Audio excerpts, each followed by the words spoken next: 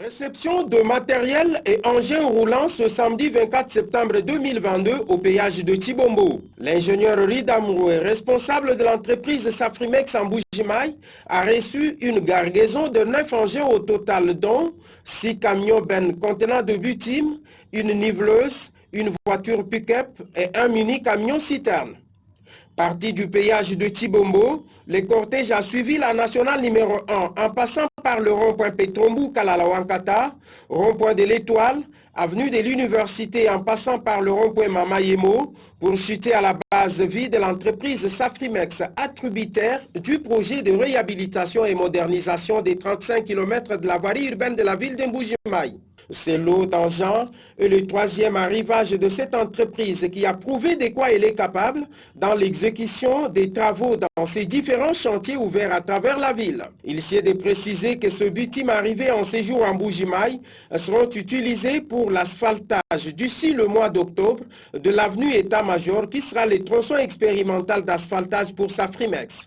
Au passage de ces engins, la population est-kassaïenne, observatrice de l'évolution des travaux de Safrimex sous contrôle de l'OVD, a acclamé le président de la République, Félix Antoine Tshisekedi Tshilombo, initiateur de ces projets.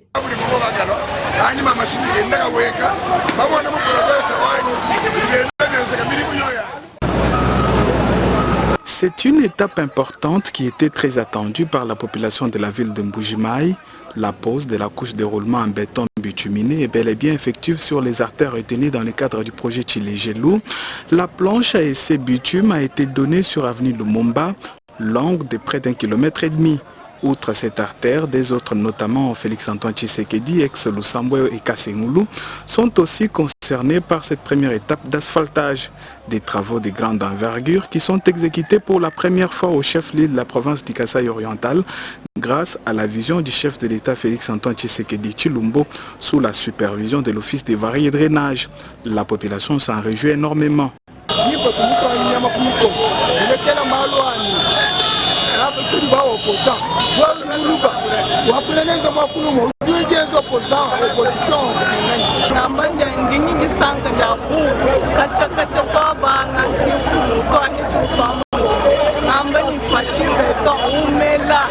En tout cas, vraiment, et on songo le mama kwa Nzambi, mututumina, bwa Tshilombo Tshisekedi, to umela. E umurimo wetu bamwana bubilela, bantu batuambile me, twaje asireni to e wetu tetu. Fachi beton, kacha bandene me Mbuji-Mayi. Kitumaji kama na kabujingo bagerenyi katumba to. Façon gibe la bien 100 ans. Kabujingo bendeke eleka vraiment tuni disangara bondi ko. Disangwa mane Nzambi wa kujuru abeneshi fati. Nous sommes très contents de voir ce qui est en train de se passer aujourd'hui. On ne pensait pas que dans notre province on devrait voir de telles choses. En tout cas, nous sommes tellement satisfaits. Nous demandons à ce que ça ne puisse pas terminer par ici, qu'on continue à terminer même les 35 qu'on nous a promis. Au rouleau compacteur bicylindre et au compacteur à roue lisse, le béton bituminé de 5 cm est posé sur la route.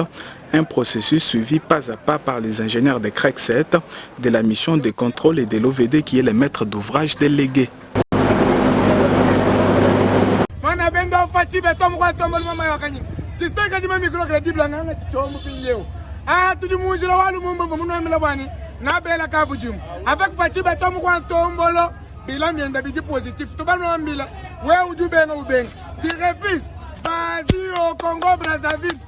Vas-y au Congo-Brazzaville, Augustin Kabouya, Bama Tabaki Tatosa la élection. Bilan Abisso Yangoyo. Bilan Abisso. Régime Héride passe 3 ans. Banzela Totongi Yango. 3 ans seulement. M'sule Nyo Yayani. Tanga Sang Bikola, Nimujimu Grade 7 Ouest. Directeur général wa OVD. L'ingénieur Nassang Neba Nimujimu Qualité Kamujim. Ingénieur Victor Tomatika la OVD. Na Sepeli, ingénieur Trésor Chika Sala. La confiance du chef de l'État. Tumba Tikela. Kamate Bisou. Bêta-moi des marches.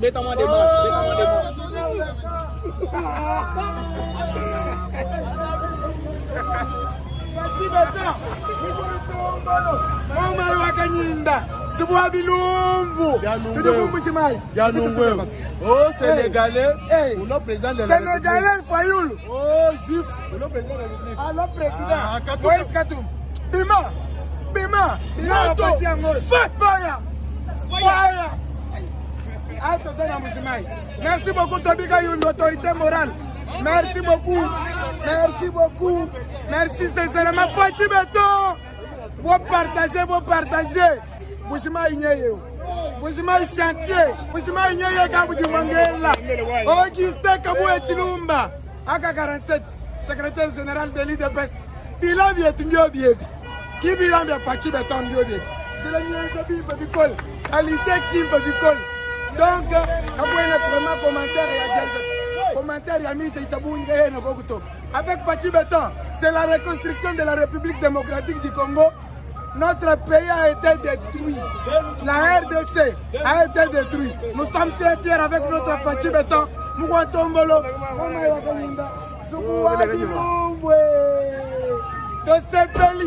Tosepeli vraiment. Bon partager. Maman Aimé Pongo. Maman Gisèle Moinsem. Président d'autres familles Simagutano. Pas combattant Nyon. Soya de Besbota la démarche.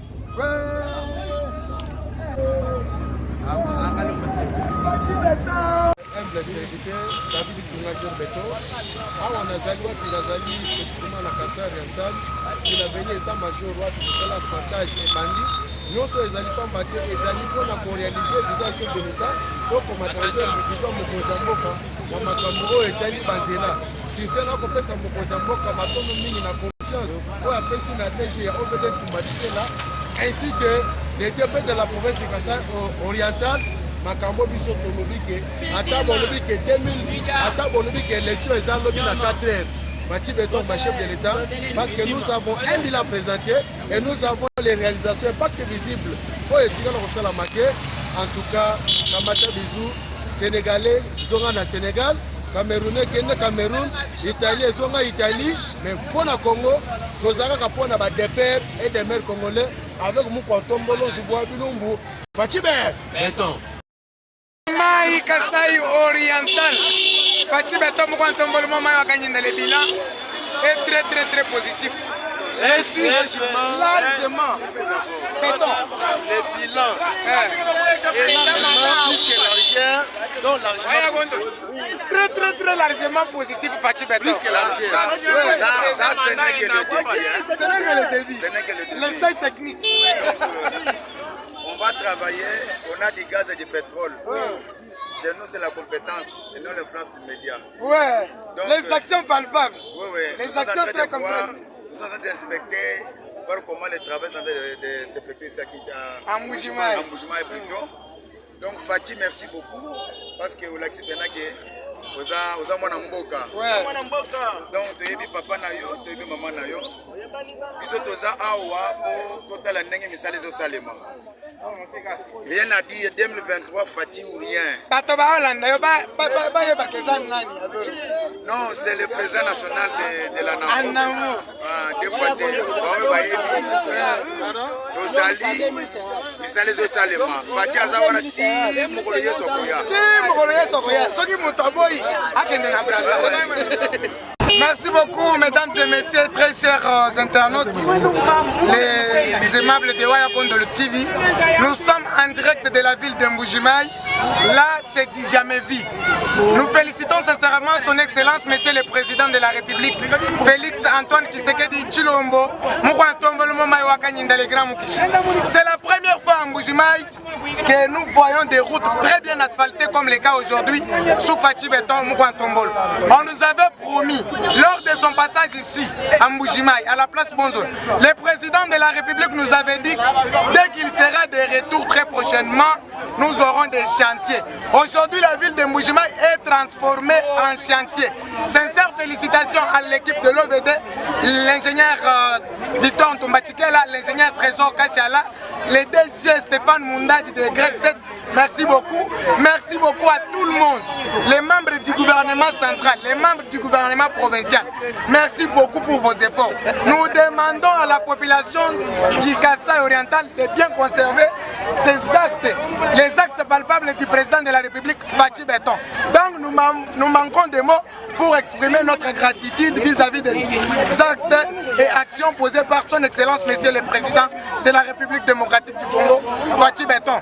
Tout le monde a eu pendant la milonda, quand tout le monde a dit Chilombo kiwetu mashaku menu jila nyoye benda batu bakini kulasa badibi baka opito badibi baka natu mubenga bwachinga muntu amile nulu twenzela ni watu enzeji kalumba nchi kutibana betu bosu bajiba nyungulu kwa mfumu wajitunga ni mfumu wajitunga mwine mukwantombolu pasa kajilo wapuwe bena ntanda na basu na fachi mu 2023 bena ntanda bajiba mwelele mikanda mumunyi mema ni mwena ntanda hanyi manya njinge bemikanda na simile mema ngayani bafachi beto mile mwine mukesi bwa malumi mpaji wensi fachi beto sakabwani bana beto ana kwela fachi beto mikanda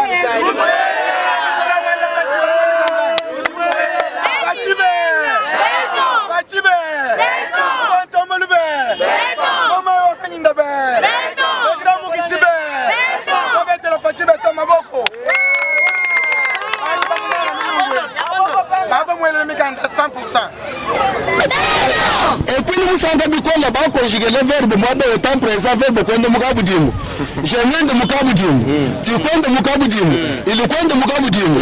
Elle vient de mukabudimu. Nous venons de mukabudimu. Vous venez de mukabudimu. Elle vient de mukabudimu. Elle vient de mukabudimu. Ah tu t'es habitué à ce niveau-là. Balandi bisika biso bozwami bozali ebele sengotro en tout cas kosola ngana bino pona mokolo mwa lelo pambate bwebika nemba solo ezalaka ana BG donc to beta masolo tina kati fati au centre ya polémique fati au centre makamutro na ozalanga morote mais to beta masolo na mwana mboka auti mikili apambate mikili pe pa fati ndeko moko lobi nanga da so baboyi fati fo bakata ngambo mon habité so ngoni ya auti mais to beta masolo ango pona kopese sengo en tout cas na bana Congo bisika binso ba kolanda biso na poto kuna en tout cas merci beaucoup nous sommes très heureux na émission na bino Eva Patrick aujourd'hui je reçois pour vous grand combattant fatiste du sang tokobeta ne masolo ma matali misala mia beton awa na BG to na Mbujimai peto kozalaka awa te tokotambola bolanda kino na suka émission obokomona ndenge fati misala e ya kolanda e kisalume landa e eloba nde omona lingala lobia so lingiete bato sayo banda komito sayo moko fatia mito aussi c'est vrai mais tokotala nanu nini fatia asali na BG banda koti na bokonzi pambate ndeko robeta pe masolongo ngana elongo na moni combattant mo ya tongo togos yangandeko yande kimiaka yo opesaka kombo nani bo batu ba Holanda mikili pa na ebike tango bazomona nga déjà baza déjà na kati ya koyeba déjà longi ezali David Tunga Junior Béton grand pays et moins variable on est bisaka ba OK soki dit Tunga ezate jamais Fati a robenga ma chef de l'état donc il faut dit Tunga ezala d'accord même yemo est bien David Yitunga ma wana budget oui ezama belé ba koko on est aux na hôtel mo kitoko ke base fils tout ça ndeko mo ayebisinga lobi papa eva yozala makelele trop BG la ramalonga te